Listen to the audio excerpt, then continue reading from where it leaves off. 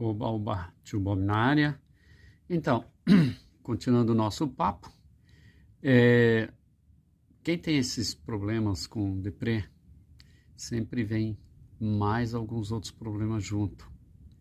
E um deles é o bruxismo. Bruxismo, para quem não sabe, é aquele negócio que a gente faz assim, ó, fica apertando o dente um com o outro, fazendo atrito.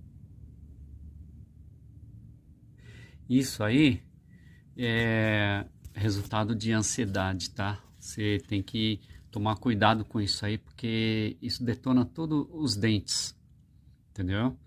E do mesmo modo que aparece, se você ficar vigilante, aos poucos vai sumindo. Depende só de você.